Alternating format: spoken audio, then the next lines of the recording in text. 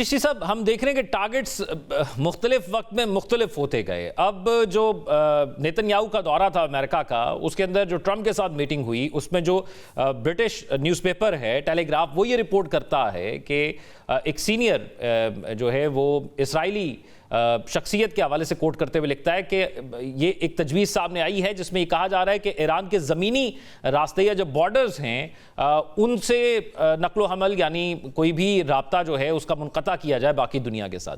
आपको लगता है कि ये पॉसिबल हो पाएगा और अब नेक्स्ट स्ट्रैटेजी ये है? नहीं, मेरा नहीं ख्याल कि ईरान का ब्लॉकेज आसान से किया जा सकता है। ईरान को तकरीबन 7 बॉर्डर लगते हैं, जिसमें से 5 या 6 समंदर के रास्ते से लगते हैं।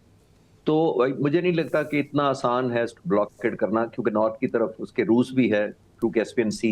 वो हम देखते हैं तो रूस का ज़ाहिर है सिंपैथेटिक एक एलिमेंट है ईरान की तरफ। वो चाहेगा भी नहीं कि ईरान इस तरह का चोक हो जाए। अगर किसी वक्त हो गया तो वो रेस्क्यू भी मुझे लगता है करेगा, बिकॉज वो तो चाहते हैं कि जंग में ईरान खासतौर पर अमरीका एंगेज रहे। तो मेरा नहीं ख्याल ये हाइपोथेसाइजेशन हो सकती है, ये उसी तरह की फीलर या टेस्टिंग है जब ये कहा जा रहा था कि फुट ऑन ग्राउंड होने वाला है, खार्ग आइलैंड और बहुत सारे और चश्मा आइलैंड पर अब कब्जा कर लेंगे। और मैं डे वन से कह रहा हूँ कि इस तरह की इन्वेजन जब होती है तो वो बड़ी ब्लडी या एक बहुत सारे उसमें ह्यूमन कैजुअलिटीज इन्वॉल्व होंगी। अमेरिका के खिलाफ में जो जंग के खिलाफ एक कैंपेन चल रही है, बहुत ज्यादा अप्रूवल रेटिंग कॉम्प्रोमाइज हुआ है प्रेसिडेंट का। मेरा नहीं ख्याल कि ये जंग अगर इस नौबत पर जाती है तो अमेरिकन प्रेसिडेंट के लिए कोई और पॉपुलैरिटी का इजाफा करेगी। तो वो तो पहले ही एस्केप चाह रहे हैं। इससे बढ़कर और खास तौर पर जैसे मैंने कहा वेपन्स एक्सपैंड इनके कर रहे हैं, मिलिट्री एक्सपेंडिचर इनका हो रहा है, स्टॉक फाइल अमेरिका का कम हो रहा है, बॉडी बैग्स वापस अमेरिका में जा रहे हैं।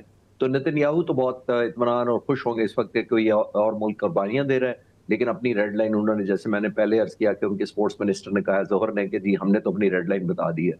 तो आई थिंक ये सिर्फ एक ख्याली एक एलिमेंट है और ईरान को शायद एक प्रेशर में लाने की कोशिश लगती है मुझे। आखिरी चीज चीसी साहब मैं आपसे जानना चाहूंगा, एक F-35 3 F-35 का जिक्र कर रहा है जॉर्डन में जो ईरान ने अटैक किया, वो कहता है कि हमने उनको नुकसान पहुंचाया है। एक तो ये बताइएगा कि ये जो गैप में वॉर के दरमियान जब ये टॉक्स हो रही थी, इसमें मिलिट्री पावर कितनी रीगेन की अपनी ईरान ने? यूएस की तो हमें पता है कि मिलिट्री पावर बहुत ज्यादा है, और दूसरा फिर जो इत्तेहादी हैं खासतौर पर चाइना और रशिया का रोल अब इस वॉर के अंदर जो इस गैप के बाद आया उसमें क्या है? देखिए, मिलिट्री कैपेसिटी तो ईरान की ऑलमोस्ट बड़ी जल्दी रीगेन की है, या स्टॉक पाइल उसने काफी फिलअप कर लिया है। नंबर वन, मेरे इल्म के मुताबिक एक और डायमेंशन ऐड हुई है, वो मैं जरूर अर्ज करता चलूं। वो ये है कि जब जंग पहला शुरू हुई थी 28 फरवरी को, तो रूस और चीन बहुत ज्यादा सैटेलाइट इमेजरी के पॉइंट ऑफ व्यू से ईरान की बहुत मदद नहीं कर रहे थे। जिसका मतलब ये है कि ईरान मोस्टली रिलाय कर रहा था कमर्शियल इमेजेस जो सैटेलाइट्स की ऑन पेमेंट अवेलेबल होती हैं।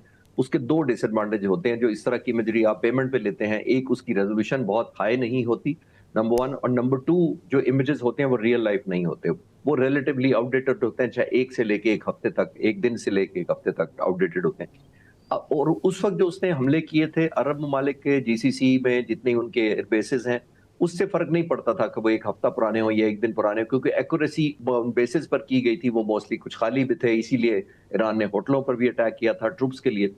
अभी एक नई चीज है जो आप पूछ रहे हैं, वो ये है कि जो जॉर्डन पर हमले हुए हैं, ये मेरी नजर में उसको रियल लाइफ या और लोकेशन और आइडेंटिफिकेशन ऑपरेशंस की या on going movements through real life satellites के थ्रू पता लग गई है। उसकी वजह आप ये देखें कि ट्रूप्स मूवमेंट बड़ी कॉन्फिडेंशियल रखी जाती है। वो उन्होंने 3 अमेरिकन जान से गए उस हमले में, दैट मींस बड़ी पिन पॉइंट एक्यूरेसी थी। अभी जो F-35 का कह रहे हैं, ये इटसेल्फ एक सरप्राइज होना चाहिए, खासतौर पे अमेरिका के लिए कंसर्न होना चाहिए कि कैसे उनकी इंटेलिजेंस रिपोर्टिंग इतनी एक्यूरेट थी कि उनको पता था कि F-35 कौन से पेन में खड़े हैं, क्योंकि वो अंडर कवर खड़े होते हैं। नंबर वन, मोस्ट इंपॉर्टेंट जॉक साहब, इसके अंदर ये ज़हन में जरूर रखिएगा कि इस वक्त जो सबसे दुनिया का number 1 air defence system third है, terminal high altitude air defence system, जो सिर्फ अमेरिका के पास है और उसने सिर्फ आज तक इसराइल को दिया है, वो डिप्लॉयड था। दैट मीन्स अगर थर्ड को पेनिट्रेट करके ये जो खैबर शिकन या दूसरा को मिसाइल पहुंच गया है, तो ये ईरान के लिए बहुत ज्यादा एक सक्सेस स्टोरी है। ये ऑपरेशन खास तौर पर अमेरिका के लिए बहुत ज्यादा सीरियस कंसर्न होना चाहिए।